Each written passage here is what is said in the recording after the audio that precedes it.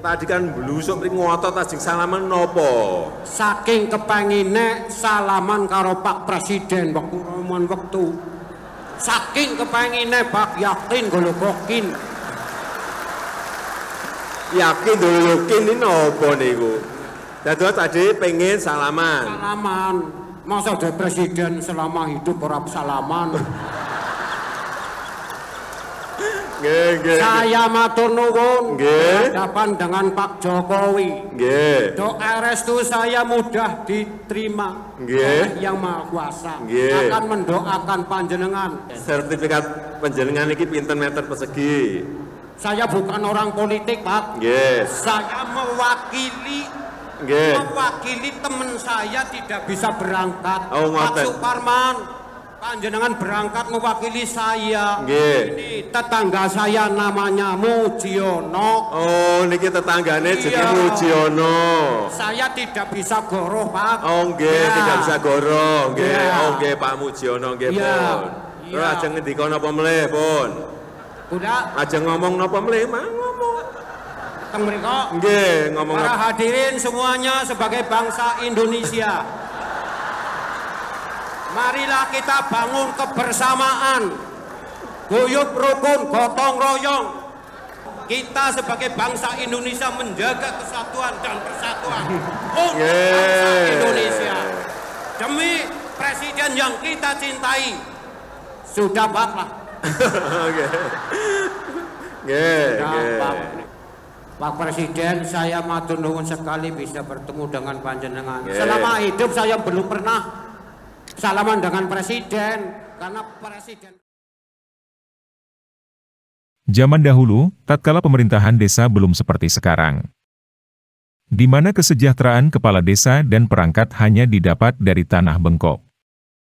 Lalu siltap dari pemerintah belum seberapa, hanya hitungan 200-an ribu. Itu pun dirapel 6 bulan baru bisa dicairkan. Maka ada kewenangan pemerintah desa untuk melakukan pungutan kepada warganya. Bentuknya beraneka ragam, dipungut saat warga membutuhkan surat dari desa. Ada izin keramaian, surat jalan serta surat-surat lainnya. Saat yang ditunggu-tunggu adalah ketika ada transaksi jual beli tanah dari warganya. Karena biasanya ada pungutan yang dikenakan dan jumlahnya lumayan. Transaksi sejenis seperti hibah, waris dan pemecahan bidang juga dibebankan biaya yang sama seperti jual beli. Pungutan ini disebut pologoro, biaya penyaksian dan pendokumentasian transaksi perubahan atas kepemilikan aset. Kepala desa yang baik, pungutan-pungutan tadi berdasarkan hasil musyawarah desa.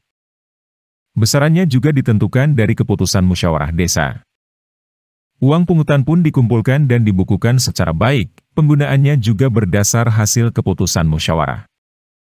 Walau ada bagian yang memang menjadi hak kepala desa dan perangkatnya. Nah sekarang, saat siltap sudah setara PNS golongan 2A, tunjangan berupa tanah bengkok juga masih melekat padanya. Lalu ditambah pendanaan pembangunan yang berlebih. Plus dana operasional pemerintah desa 3% dari dana desa. Sepertinya pungutan-pungutan yang dibebankan ke warga sudah tidak etis lagi. Belakangan marak pemberitaan program pendaftaran tanah sistem lengkap PTSL yang tersandung pungli. Penerima program PTSL, selain dibebankan biaya resmi Rp150.000. Dipungut pula biaya pologoro atau keterangan hibah, jual beli atau waris dari desa. Besarannya beragam dari Rp400.000 hingga Rp1.000.000 sesuai proses awal apakah hibah, jual beli dan sebagainya. Berbagai dalih disampaikan pelaku pungli ini, bahwa ini merupakan kebiasaan dari dahulu. Dan tak tahu bahwa praktek ini dilarang. Ada pula yang menyampaikan bahwa itu hasil kesepakatan warga, dan diberikan sukarela karena bila urus sendiri biayanya lebih mahal. Yang menarik ada pula alasan bahwa biaya tambahan tersebut digunakan untuk menutup kekurangan biaya yang harus dikeluarkan dalam proses pengukuran dan pemberkasan seluruh tanah yang ada di desa. Perlu diketahui, program PTSL memang mengharuskan pemerintah desa mengukur dan mendata seluruh objek tanah yang ada di desa. Berapapun, Semisal ada 1000 bidang maka harus diukur dan didata semuanya, walau yang akan mendapat sertifikat hanya 300-an bidang. Maka biasanya, panitia akan mencari cara untuk menutup biaya ukur dan pendataan bidang tanah yang tak mendapat kuota sertifikat dari penerima sertifikat dengan memungut biaya tambahan. Pengurusan PTSL, kemudian dalam pengurusan juga sertifikat mandiri, itu tidak ada pungli. Semuanya benar-benar dilaksanakan sesuai dengan kebutuhan rakyat dan aturan yang berlaku. Oleh sebab itu saya di lapangan juga akan cek ke masyarakat, apakah dulu mengurus sertifikatnya ada pungli. Kalaupun memang PTSL adalah sebuah program pendaftaran tanah sistem lengkap, di mana dalam sebuah desa semua objek tanah diukur, sedang jatah penerima sertifikat tidak semuanya sesuai kuota dari BPN. Di mana akhirnya ada biaya ukur dan pemberkasan serta konsumsi. Bukankah ini bisa ditutup dari BOP 3% dana desa? Atau desa yang punya tanah kas desa bisa diambilkan dari sana dengan melelangnya?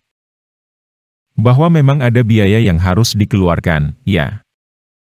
Namun tak harus dengan membebankan kepada penerima program. Rencanakan pengeluaran sedetail mungkin, lalu musyawarahkan dengan BPD serta masyarakat. Bahwa pemerintah desa membutuhkan dana untuk program PTSL, di mana dananya diambil dari lelang aset desa atau sumber dana lainnya semisal BOP 3% dana desa. Ingat, program PTSL adalah bagian pelayanan juga, bagian dari tupoksi pemerintah desa. Hingga saat kepala desa dan perangkat desa mengerjakannya, tak harus ada upah tambahan yang dibebankan pada anggaran desa.